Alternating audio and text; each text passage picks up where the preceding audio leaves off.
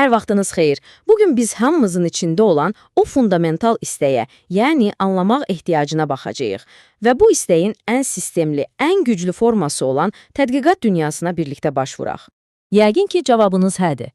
Bəlkə də yeni bir hobbi öyrənərkən, bəlkə də işdə bir problemi həll etməyə çalışarkən, ya da sadəcə gecə səmaya baxıb, görəsən o ulduz nədir deyə düşünərkən, bax bu maraq hissi tədqiqat ruhunun özüdür. Gəlin indi bu təbii marağın daha peşəkar tərəflərini araşdıraq. Baxın, bugünkü yol xəritəmiz belədir.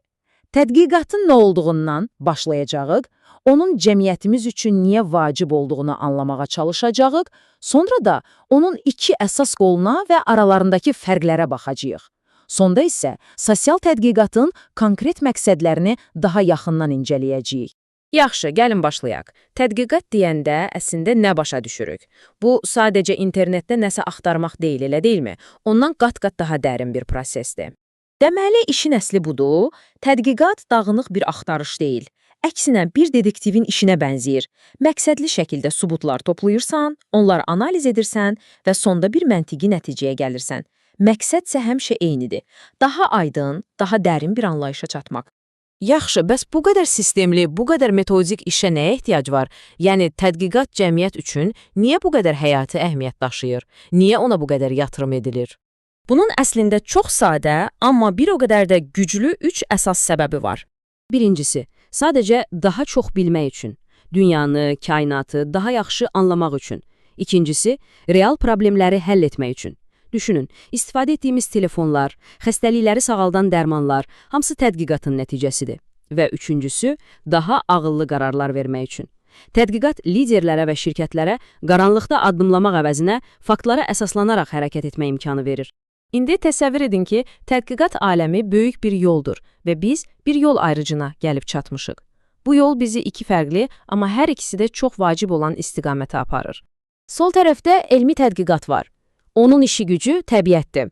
Ulduzlar, atomlar, canlı hüceyrələr, yəni fiziki dünya. Sağ tərəfdə isə sosial tədqiqat var. Onun da diqqət mərkəzində biz özümüzük. İnsanlar, cəmiyyətlər, bizim davranışlarımız, inanclarımız. Biri təbiətin sirlərini açır, digəri isə insanın. Yaxşı, aydındır ki, biri təbiəti, o biri insanı öyrənir. Bəs fərqlər bununla bitirmi? Əlbəttə yox. Gəlin bu iki sahəni bir-birindən ayıran daha konkret məqamlara, onların metodlarına və qarşılaşdıqları çətinliklərə baxaq. Baxın, bu cədvəl hər şeyi çox aydın göstərir. Elmi tədqiqatda hər şey daha dəqiq, daha ölçülə biləndir. Bir təcrübəni laboratoriyada 100 dəfə təkrarlayıb eyni nəticəni almaq olar. Amma sosial tədqiqatda, axı insan laboratoriyadakı kimyəvi maddə deyil, cəmiyyət daim dəyişir. Ona görə də nəticələri təkrarlamaq daha çətindir. Və bəli, tədqiqatçının öz düşüncələri də istər-istəməz nəticələrə təsir edə bilər. İndi isə gəlin bu iki yoldan birini seçək və o yolda biraz daha irəli gedək.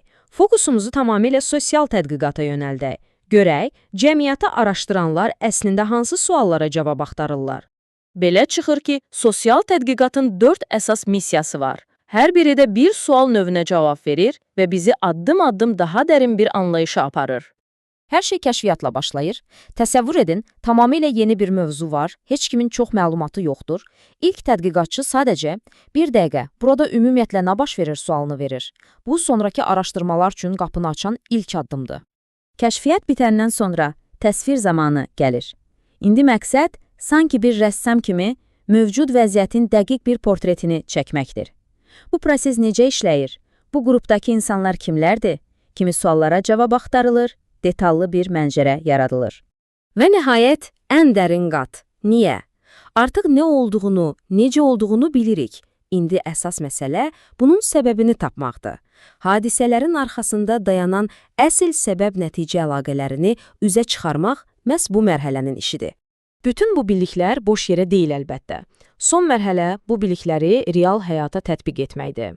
Bu tədqiqatlar birbaşa bir problemin həllinə fokuslanır və qərar verənlərə deyir, baxın, vəziyyət budur və bunu düzəltmək üçün bunları etmək olar.